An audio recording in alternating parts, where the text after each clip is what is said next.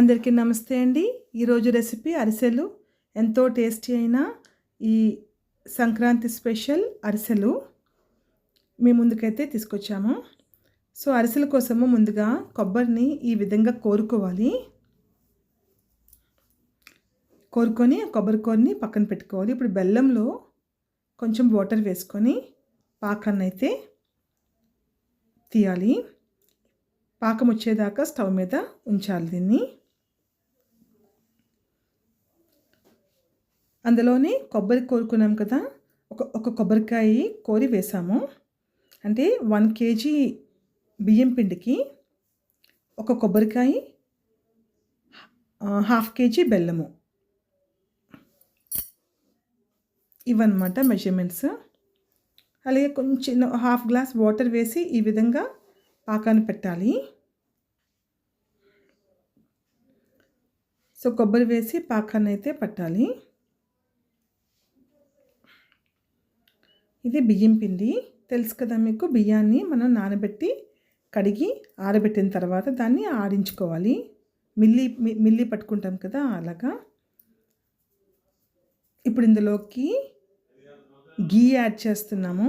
నెయ్యి అనేది ఈ అరిసెల తాలూకా ఫ్లేవర్ ఇంకా ఇంక్రీజ్ చేస్తాయి. అందువలన ఈ బెల్లం పాకం అవుతున్నప్పుడే మనం గీ యాడ్ చేయాలి.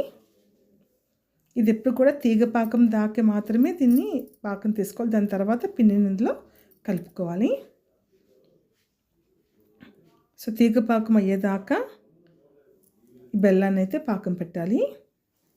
అందులో ఫ్లేవర్ కోసము ఇలాచీ పౌడర్ యాడ్ చేస్తున్నాను. ఇలాచీ పౌడరు ఎలా తయారు చేయాలంటే, ఇలాచీలు మనకి ఎన్ని కావాలో అన్ని ఇలాచీలు, అలాగే కొంచెం పంచదార వేసి గ్రైండ్ చేయాలండి. ఆ పౌడర్నే మనం ఇలాచీ పౌడర్ కింద వాడచ్చు.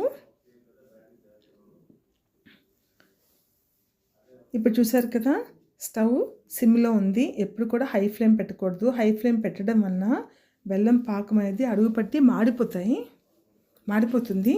అందువల్ల లో ఫ్లేమ్లో ఉంచుకొని బెల్లం పాకం పట్టాలి.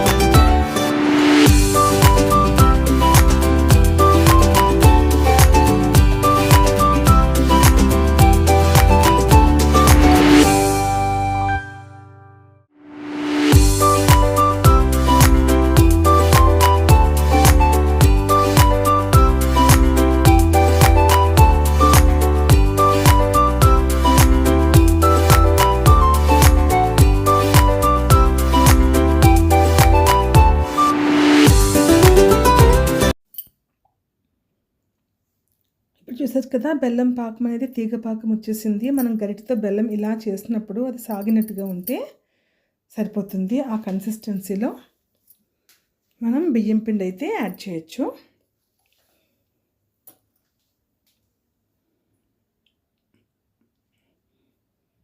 ఇప్పుడు చూడండి, బియ్యం పిండిని కొద్దిగా కలుపుకొని కొద్దిగా వేసుకొని బాగా కంటిన్యూస్గా కలుపుకొని తిప్పాలి.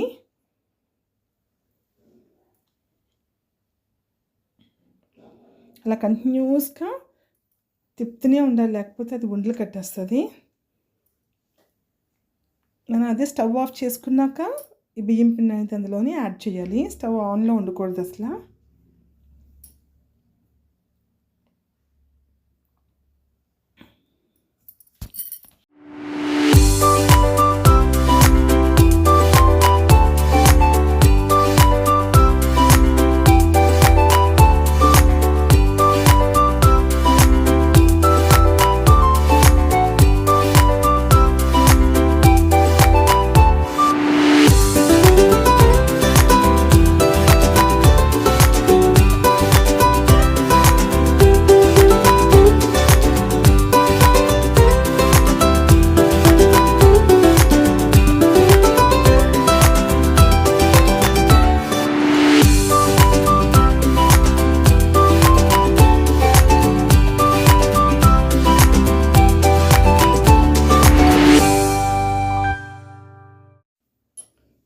విధంగా పిండంతా కలిపిన తర్వాత ఇందులోని ఒక పావు కేజీ దాకా ఆయిల్ వేయాలండి. ఇంకంతకన్నా కొంచెం ఎక్కువ కూడా పడుతుంది ఆయిల్ ఇందులోని.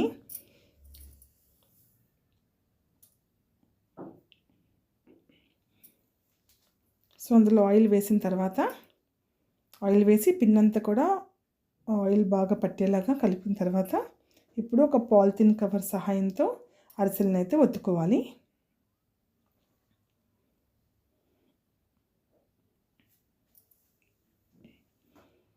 ఈ విధంగా అరిసెల్ని ఒత్తుకొని ఒక్కొక్కటిగా మీడియం ఫ్లేమ్లో ఉన్న ఆ నూనెలో వేసుకొని అరిసెల్ని వండుకోవాలి. ముందుగా కొంచెం పిండి వేసి చెక్ చేసుకున్నాము నూనె మరిగిందా లేదా అని.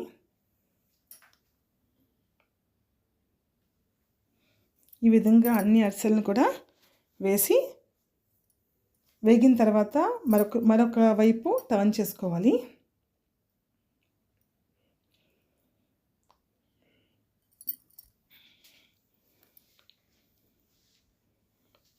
ఇప్పుడు అరిసె రెండు సైడ్లు బాగా కాలిన తర్వాత మరొక సట్రం సహాయంతో ఈ విధంగా ఎక్స్ట్రా ఆయిల్ని స్లోగా ప్రెస్ చేసుకొని తీసుకోవాలి. ఎంతో టేస్టీ అయిన అరిసెలు రెడీ అయిపోయాయి కదా.